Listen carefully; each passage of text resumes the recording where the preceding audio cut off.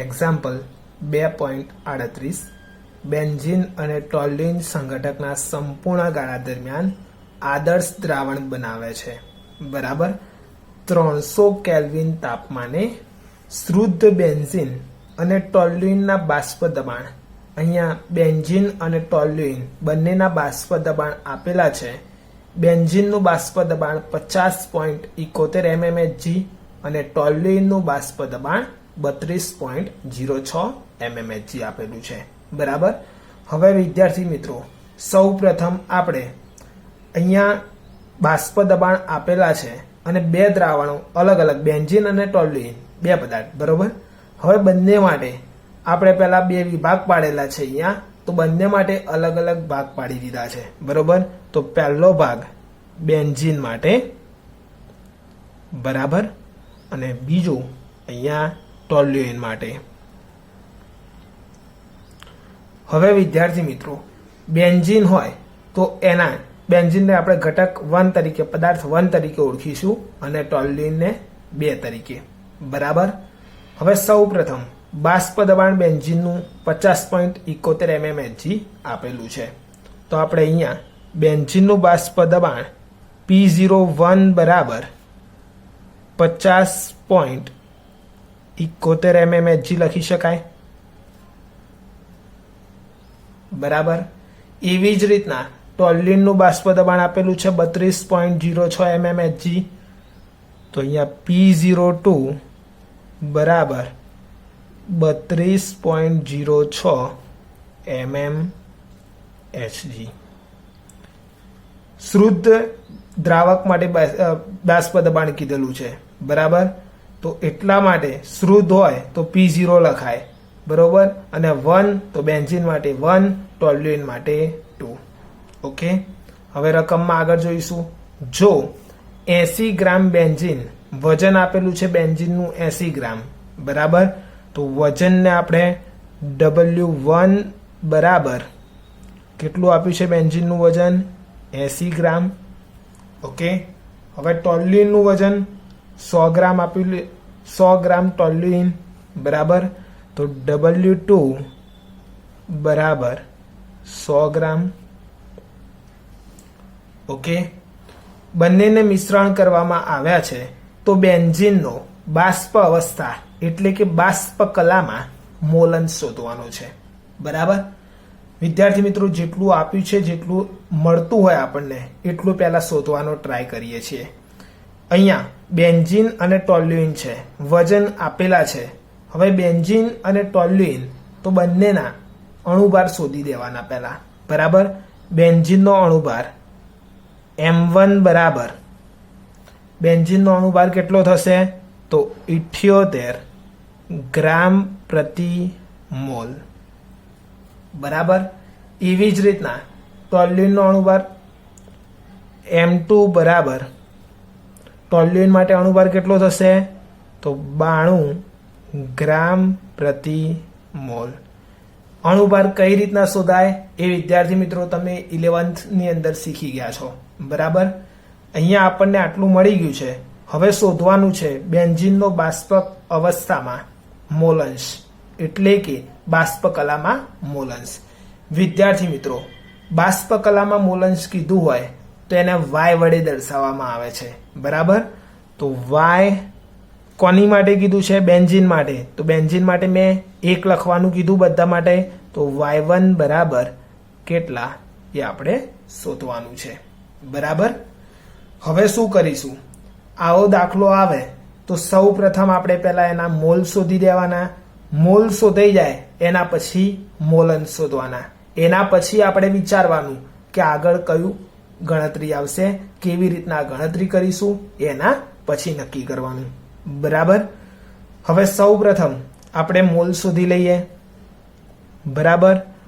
Mall બરાબર, મોલનું સૂત્ર લખવાનું પહેલા કે મોલ બરાબર વજન ભાગ્યા અણુભાર. બરાબર.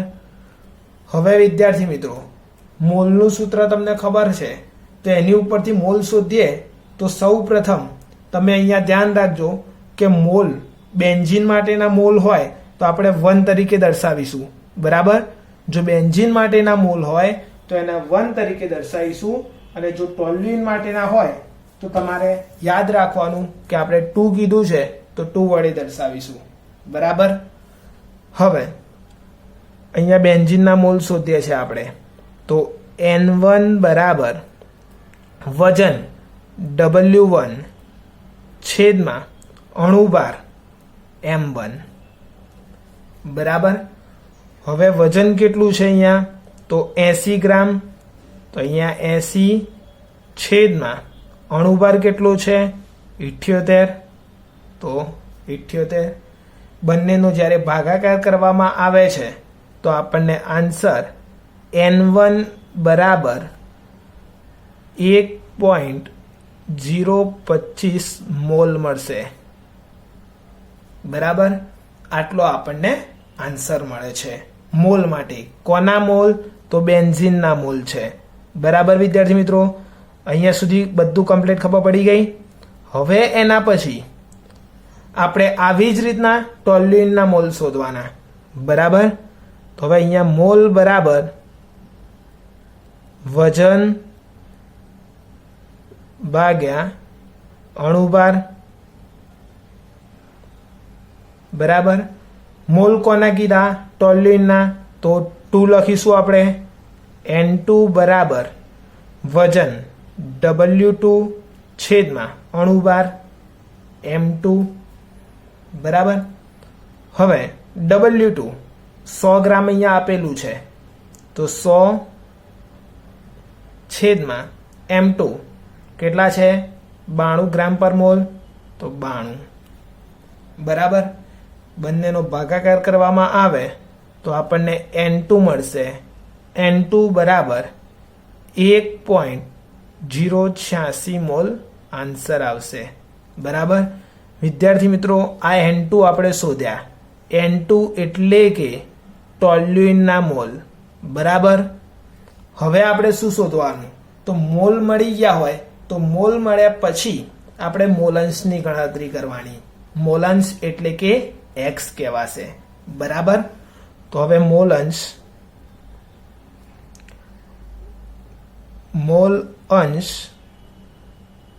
X વડે દર્શાવવામાં આવે છે. X. બરાબર. જો બેન્ઝીન માટે હોય, આપણે અહીંયા બેન્ઝીન માટે લખીશું તો X1. ઓકે.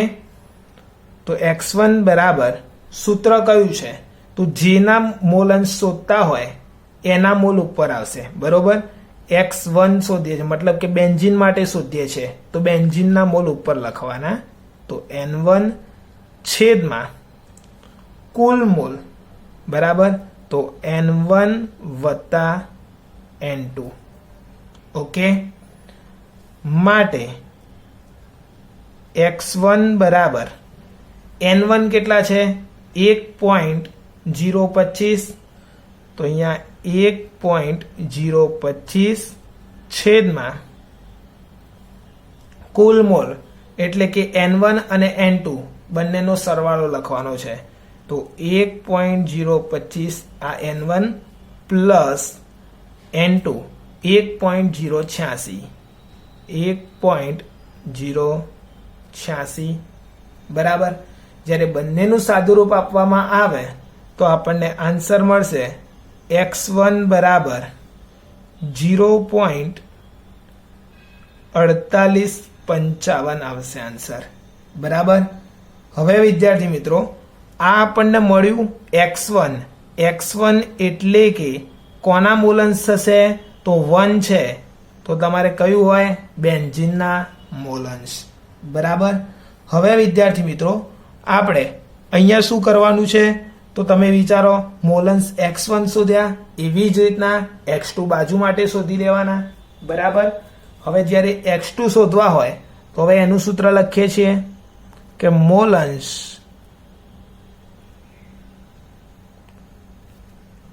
X2 બરાબર 2 માટે. બરોબર. એટલે કે ટોલ્યુઇન માટે. તો ટોલ્યુઇનના મોલ ઉપર આવશે. તો N2 છેદમાં કુલ મોલ, તો N1 પ્લસ N2. ઓકે. માટે X2 બરાબર ઉપર N2 છે તો N2 ની કિંમત લખી દેવાની 1.086 છેદમાં કુલ મોલ N1 પ્લસ N2 તો N1 તો અહીંયા લખીશું 1.025 પ્લસ હવે N2 1.086 બરાબર. તો માટે x2 બરાબર જ્યારે સાદુરૂપ આપવામાં આવે તો x2 ની કિંમત 0.5144 મળશે બરાબર. અહીંયા x1 અને x2 એ મોલ અંશ છે બરાબર. તો મોલ અંશમાં એકમ આવતો નથી બરાબર, એકમ રહિત છે એટલા માટે આપણે અહીંયા એકમ લખ્યો નથી બરાબર. વિદ્યાર્થી મિત્રો આટલું ગણાઈ જાય એના પછી તમારે આટલું આપણું સાચું છે કે ખોટું તો એ ચેક કરવું હોય તો તમે જે મોલ અંશનો કુલ સરવાળો 1 થાય તો x1 વત્તા x2 કરશો તો આપણો જવાબ 1 આવે તો તમારે સમજી લેવાનું કે આપણો આટલો દાખલો સાચો છે બરાબર. હવે એના પછી ગણીશું. હવે આપણને શોધવાનું કીધું છે કે બેન્ઝીનનો બાષ્પ અવસ્થા એટલે કે બાષ્પ કલામાં મોલન શોધવાના છે જે અહીંયા આપણને રકમમાં આપેલું છે બરાબર. તો હવે વિદ્યાર્થી મિત્રો બાષ્પ કલામાં મોલન શોધવા હોય તો એનું સૂત્ર કયું થાય છે જે આપણે થિયરીની અંદર શીખી ગયા છીએ બરાબર. હું સૂત્ર લખું છું ઉપર, હિન્ટ કરીને તમને આપું છું, પછી આપણે કઈ રીતના ઊંધી કેલ્ક્યુલેશન કરવી એ આપણે જોઈશું બરાબર. તો સૌ પ્રથમ અહીંયા હિન્ટ આપું છું એક.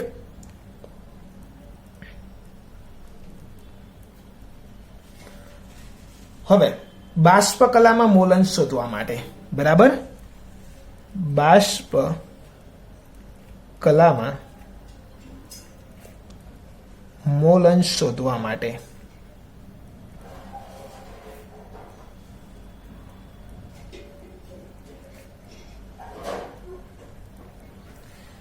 બરોબર. હવે વિદ્યાર્થી મિત્રો સૂત્ર થશે P1 બરાબર y1 ઇન્ટુ P ટોટલ બરાબર. આ આપણું સૂત્ર છે. હવે વિદ્યાર્થી મિત્રો P1 એટલે કે જે હમણાં આપણે શોધીશું, હું તમને હમણાં બતાવું છું. y1 એટલે કે બાષ્પ કલામાં બેન્ઝીનના મોલન્સ બરાબર. અને P ટોટલ એટલે કે P1 વત્તા P2. તો આ જે P1 છે એ હમણાં આપણે દ્રાવણમાં જે બેન્ઝીનનું બાષ્પ દબાણ એ P1 કહેવાશે બરાબર. અને દ્રાવણમાં ટોલ્યુઇનનું બાષ્પ દબાણ તો એ P2 કહેવાશે. તો P1 વત્તા P2 કરીએ તો P ટોટલ મળશે. y1 શોધવાનું છે અને P1 તો આપણે P ટોટલ શોધવા માટે શોધી જ લીધું હોય બરાબર. તો આ રીતના આપણે આગળ દાખલો ગણવાનો છે બરાબર. તો સૌ પ્રથમ આપણે શું કરીશું, P ટોટલ શોધવાનું. P ટોટલ શોધવું હોય તો એની માટે પહેલા P1 અને P2 શોધવા પડશે. ઓકે, તો આપણે સૌ પ્રથમ P1 શોધીએ. હવે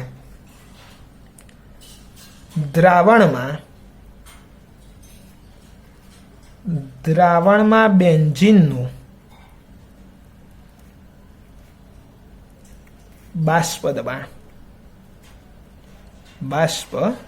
દબાણ એનું સૂત્ર લખે છે P1 બરાબર P01 ઇન્ટુ x1 થશે બરાબર.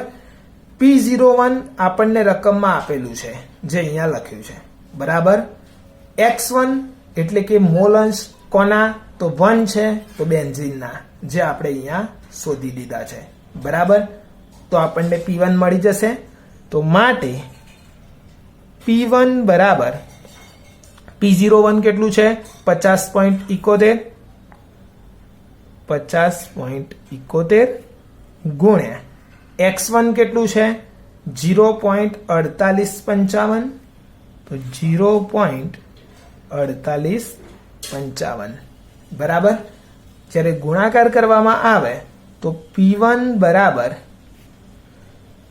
24.61 mmHg મળે છે બરાબર. આ આપણે P1 શોધ્યું. P1 એટલે શું? ફરીથી વિદ્યાર્થી મિત્રો યાદ કરાવી દઉં છું તમને કે P1 એટલે કે દ્રાવણની અંદર બેન્ઝીનનું બાષ્પ દબાણ. બરાબર. હવે આ જ રીતના આપણે દ્રાવણમાં ટોલ્યુઇનનું બાષ્પ દબાણ શોધવાનું એટલે કે P2 શોધવાનું. બરાબર. તો અહીંયા આપણે બાજુમાં P2 શોધીએ છીએ કે દ્રાવણમાં ટોલ્યુઇનનું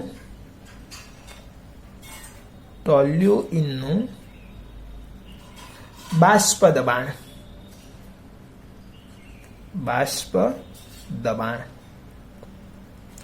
સૂત્ર કયું? આના જેવું જ આવશે, ખાલી 1 ની જગ્યાએ 2 કરી દેવાના. તો P2 બરાબર P02 ઇન્ટુ X2 થશે. બરાબર. હવે આની અંદર આપણે કિંમતો મૂકી દઈએ. તો માટે P2 બરાબર P02 જે આપણને અહીંયા રકમમાં આપેલું હતું, P02 બરાબર કેટલા છે? 32.06. તો અહીંયા 32.06 ગુણ્યા X2 એટલે કેટલા થશે? તો જે આપણે અહીંયા શોધ્યા છે મોલન્સ. બરાબર. X2 એટલે કે 0.5144. તો અહીંયા લખી દઈશું 0.5144. બરાબર. જ્યારે બંનેનો ગુણાકાર કરવામાં આવશે તો P2 મળશે. તો P2 બરાબર 16.49 mmHg આન્સર આવશે. બરાબર. તો આપણે શું શોધી લીધું વિદ્યાર્થી મિત્રો? કે P2. તો P2 એટલે કે દ્રાવણમાં ટોલ્યુઇનનું બાષ્પ દબાણ શોધ્યું છે. બરાબર. હવે યાદ કરો, મેં તમને અહીંયા શું કીધું હતું? P ટોટલ શોધવું હોય તો P1 અને P2 બંનેનો સરવાળો આવશે. તો આપણે બંને શોધી લીધા. Y1 જે શોધવાનું છે અને P1 એ પણ અહીંયા મળી ગયું છે. તો હવે આપણે દાખલો સરળતાથી ગણી શકીએ. બરાબર. તો હવે આગળ શું કરીશું? પહેલા તો કુલ બાષ્પ દબાણ એટલે કે P ટોટલ શોધી લઈએ. બરાબર. દ્રાવણનું કુલ બાષ્પ દબાણ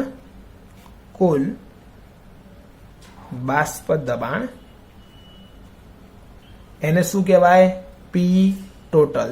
બરાબર. P ટોટલ બરાબર P1 પ્લસ P2. ઓકે. હવે આપણે P1 કેટલું છે? 24.61. તો 24.61 પ્લસ P2 16.49. બરાબર. બંનેનો જ્યારે સરવાળો કરવામાં આવે તો આપણને P ટોટલ મળશે. તો P ટોટલ બરાબર 41.10 mmHg. કેમ mmHg લખ્યું? તો બાષ્પ દબાણ છે. બરાબર. તો P ટોટલની વેલ્યુ આપણને મળી ગઈ. કેટલી છે વિદ્યાર્થી મિત્રો? 41.10. બરાબર. અહીંયા સુધી કમ્પ્લીટ થઈ ગયું. હવે આપણે શોધવાનું શું છે? બાષ્પ કલામાં મોલન્સ. જો બાષ્પ કલામાં મોલન્સ હોય તો આ સૂત્ર મેં તમને પહેલા જ કહી દીધું. તો ચલો હવે આ સૂત્ર એપ્લાય કરી દઈએ, કેમ કે આપણને P1 પણ મળી ગયું, P ટોટલ પણ મળી ગયું. બરાબર. તો Y1 શોધી લઈએ. હવે બેન્ઝીનનો બાષ્પ કલામાં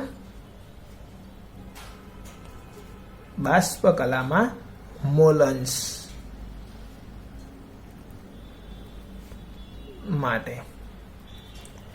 શોધવા માટે.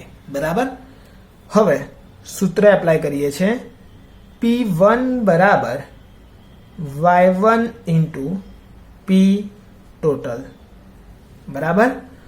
માટે આપણે Y1 શોધવું છે તો Y1 ને કરતા બનાવી દઈશું. તો માટે Y1 is equal to P1, આ ગુણાકારમાં છે તો બરાબરની પેલી સાઈડ જશે તો ભાગાકારમાં, તો જ્યારે P1 છેદમાં P ટોટલ બરાબર.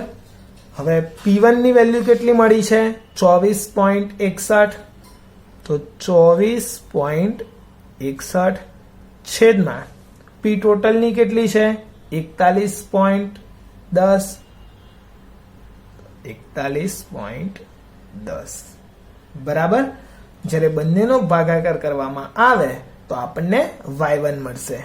તો માટે y1 is equal to 0.5987. Okay, y1 નો એકમ હોતો નથી. કેમ? તો y1 એ બાષ્પ કલામાં મોલન્સ છે. અને વિદ્યાર્થી મિત્રો, મેં તમને પહેલા પણ કીધું હતું કે બાષ્પ કલામાં મોલન્સ હોય અથવા તો એકલા દ્રાવણમાં મોલન્સ હોય તો મોલન્સનો એકમ હોતો નથી. એટલા માટે એને એકમ રહિત કહેવામાં આવે છે. બરાબર. હવે આપણે આ P1 ના જે સૂત્ર મૂક્યું એની અંદરથી આપણે y1 શોધ્યું છે. બરાબર. y1 કોની માટે મોલન્સ શોધ્યા? બેન્ઝીનના બાષ્પ અવસ્થા માટે, બાષ્પ કલા માટે. બરાબર. તો આવી જ રીતના બેન્ઝીન અને ટોલ્યુઇનના પણ કીધા હોય. જો તમને ટોલ્યુઇનના કીધા હોય તો તમારે શું કરવાનું? તો જે P1 છે એની જગ્યાએ P2 કરવાનું, y1 તો એની જગ્યાએ y2 અને ઇન્ટુ P ટોટલ. બરાબર. તો આ રીતના ટોલ્યુઇનના પણ બાષ્પ કલામાં મોલન્સ શોધી શકાય છે. બરાબર.